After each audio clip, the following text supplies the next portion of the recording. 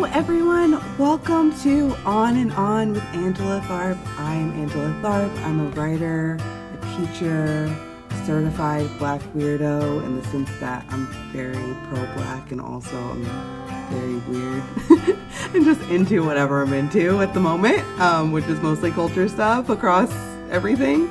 I'm also a nerd and my PhD is in Black culture, so in English specifically, Black culture even more specifically.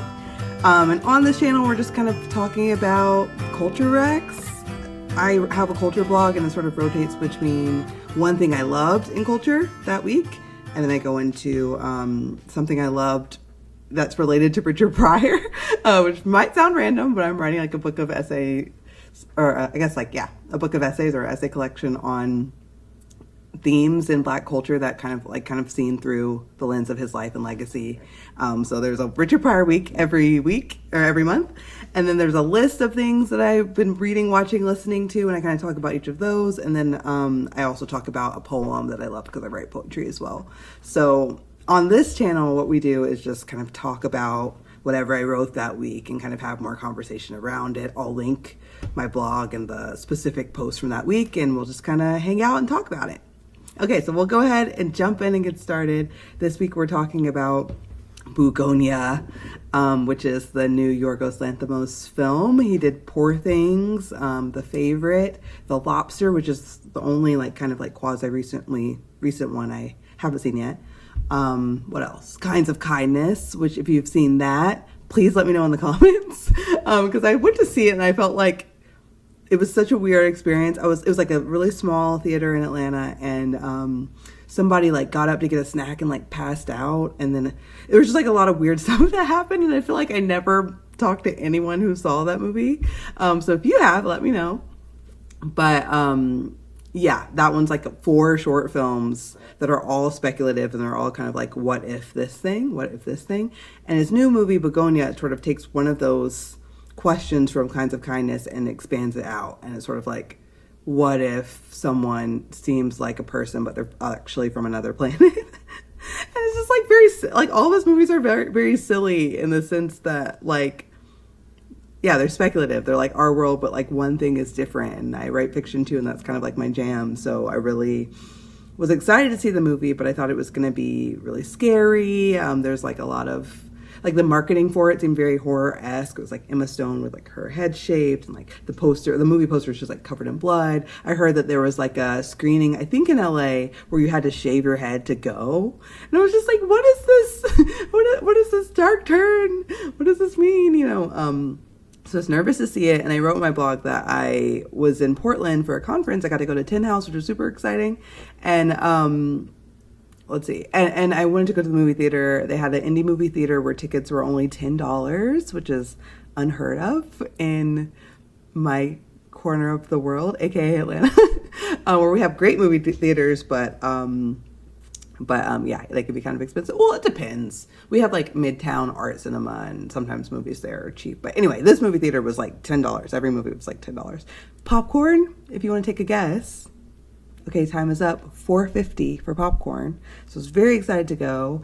And it was 20 minutes from my hotel, so I walked there, and I talk about in the blog how I was kind of nervous because I'm Black, and it's a very white city, even though they're pretty left generally, and do a lot of activism, which is cool, but I just did not see that many people that looked like me. And whenever I did, I was oh, hi, I'm not the only one. It kind of reminded me of when I lived in Iowa for my MFA, and how it was similar, where it's you're just kind of totally different from everyone, which can be just really disconcerting. And it's I now live in Atlanta. I've lived here for 4.5 years, which is also wild how fast time flies.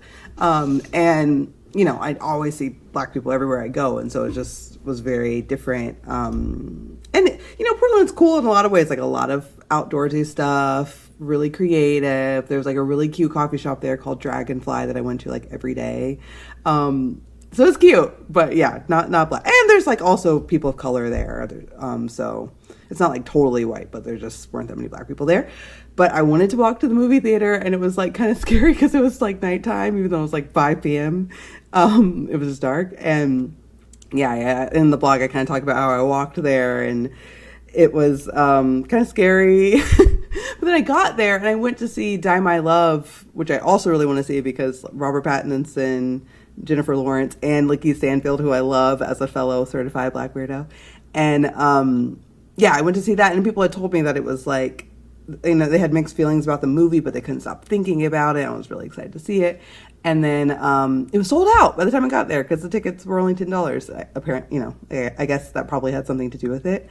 And so I decided to see Bugonia. There were only 2 tickets left for Bugonia, and so I just like decided, okay, I'll just do it even though I was scared. And then I saw it, and I thought it was so fun. I like it. I don't know, it was marketed as a scary movie. I kind of think about that with Sinners too, how that was sort of like marketed as this like heavy horror, but it was like so much more than that. And sometimes these movies, I don't know why they market themselves as horror, but they're kind of like more open. And I'm someone who like, I love a thriller, but like gore sometimes just kind of sticks with me in my brain, and so I try to avoid it when I can. And this movie, yeah, so some kind of like quick hits on it without giving any spoilers. I thought it was like, the premise is essentially like these 2 guys who live in Georgia. They think that the CEO of this company that their family's sort of like involved with is actually from outer space, like she's like an alien. And one of them thinks that, one of them is like, I don't know. And the one that does think that is like, okay, we're going to prove it to you, we're going to kidnap her. And so the movie is kind of like about how they kidnap her and try to prove she's an alien, which is very interesting to me. And just like kind of watching that play out, I think was really interesting. And how things escalated and then escalated again and then escalated again, and you just kind of have to sit there with that. And kind of all of his movies are like that. There's this moment of trying to figure out, sorry, I got like you know, the winter. I'm like, please don't fall out while I'm recording this. Okay, we're back. We're back for now. I'll pause if I need to. I could probably pause. Anyway, so in it, he's basically trying, hold on, I'm just gonna pause and blow my nose so that this isn't too distracting. Okay, we're back. Sorry about that. I was like, oh no, please. Okay, so what was I saying? Okay, so yeah, they're trying to like prove and see if she's an alien, and all of his movies are sort of like doing this thing where they have this premise and then it just builds out and out and out. Poor Things is like that too. Like he like, I'm trying to remember, I think he like creates her kind of like Frankenstein-y. I don't think she's a robot. I think it's like a Frankenstein situation, but then she starts to gain more and more agency and control. And then what does that do for like that dynamic in that relationship? And I really, really like that about Lanthimos movies, is they kind of like have this premise and then it just builds out. And this movie's very much like that. So I liked that. I liked that it wasn't as violent as I anticipated. There are like super violent moments. So if there's things that are triggering for you, definitely like do your research. But I thought it was like got the point across without like just like leaning into gore for gore's sake. I love the what if. I love the humor. I loved that. I don't know. It just depends. I wrote this in the blog. Like, it depends on what you were looking for when you watch movies. Because if you're someone who's like, I want this to like be meaningful. I want to like walk away feeling like my life has changed. I want to like be transformed by this experience. Then like, I feel like none of his movies are going to be for you. But if you're someone who's like, I like art for art's sake, I just want to like be in somebody else's head, like see their imagination, I feel like he did such a good job of that. And it's really fun in that way, across his movies, but especially this one. Kinds of Kindness is like that, but it's like so intense because it's like 4 different premises so fast. Whereas this is more like one thing that you just sit with and just kind of see. It reminded me also of Eddington, which came out, I think, in the summer. I think that was like a similar movie, similar themes of like class and like, I don't know, how the internet sort of like gets us stuck in our own way of thinking, and it's just like an echo chamber and it's like really hard to get out. I think those 2 movies were really in conversation with each other as well.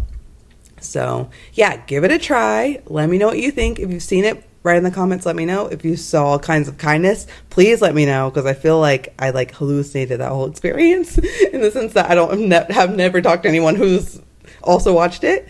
So yeah, Kinds of Kindness. If you've seen this, if you've seen Poor Things and you're interested in more, if you liked it, if you hated it, let me know. If you saw Die My Love, let me know that as well, because I yeah, I still want to see it. I might try to see it next week. So yeah, thank you for listening. This is sort of just going to be a space to kind of build off of the culture blog that I wrote, kind of have a little bit more conversation about it. I'll put the link to the culture blog there. If you scroll to the bottom, you can put in your email, and then you'll get both the blog post and the video in your inbox each week. Okay, so thank you, and I will see you next week. I wonder next week in the rotation is Richard Pryor, so we'll talk about something to do with him next week, which is always fun. He's such a wild card. All right, have a good week or a good day or a good night, wherever you are. I hope you're doing well, and let me know what movies you're watching in the comments.